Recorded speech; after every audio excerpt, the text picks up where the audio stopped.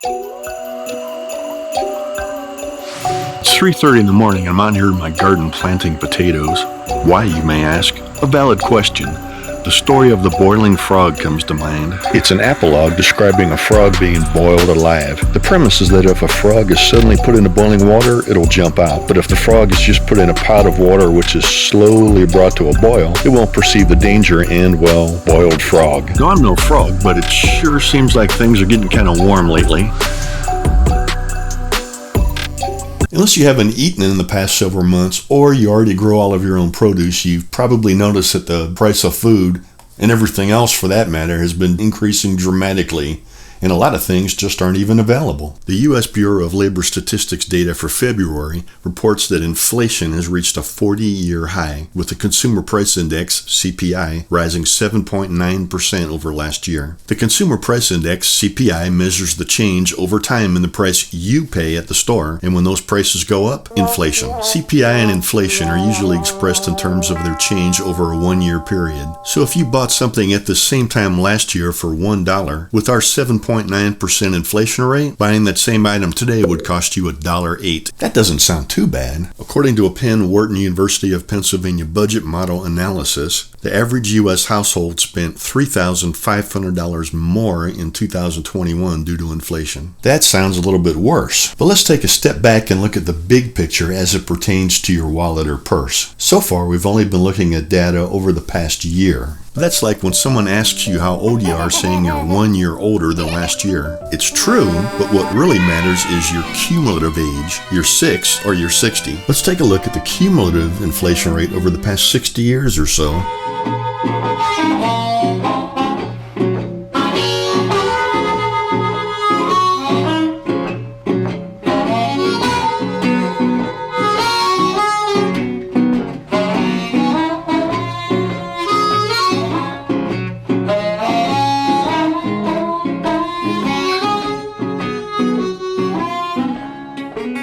Feeling a little warmer yet? But things are bound to get better, right? Well, remember, CPI measures the price you pay today for items that are already sitting on the store shelves. But what about the items that haven't quite made it onto the shelves yet, but will soon? The Bureau of Labor Statistics has another set of data for that, the Producer Price Index, or PPI. It measures the change over time in selling price received by domestic producers for their goods. Well, the just released February Producer Price Index rose to an all-time high of 10%. But let's take a closer look at the individual components of this PPI number that will eventually end up in your grocery cart. In just the past 6 months alone, wheat has increased 21.3%, fresh and dry vegetables 36.9%, and fresh fruits and melons have increased 51.1%. Over the past year, corn has increased 15.7%, beef 26.8%, pork 31.4%, and chicken 52.6%. Now, it could be that out of the sheer kindness of their hearts, the grocery store has decided to take a huge loss on everything in the produce section, but probably not. And what about the fruits and vegetables that haven't even been planted or harvested yet? Farmers are seeing a massive increase in the cost of fertilizer, seeds, chemicals, and labor.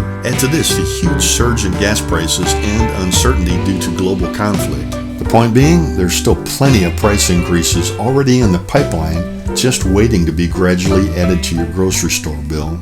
Now, I'm not an economist, a statistician, a financial advisor, or a fortune teller. This is just how I see things from here in my garden. And unfortunately, we really can't just jump out of this hot boiling pot of inflation we find ourselves in. So what can you do? What I can tell you is start a garden. And no, you don't need to get out there and plant at 3:30 in the morning. But just start. Will you immediately be able to feed your family of 4 solely from your garden? Probably not. But just a couple of square foot garden beds, or even several 5-gallon buckets planted with vegetables, could easily provide you with $200 to $500 worth of produce each month. And remember the words of Thomas Jefferson: cultivators of the earth are the most valuable citizens. They are the most vigorous, the most independent, the most virtuous, and they are tied to their country and wedded to its liberty and interest by the most lasting bonds. Wait a second, don't leave yet. If you want to learn everything that you need to know to plant potatoes, check out my video up here. This one's pretty good too.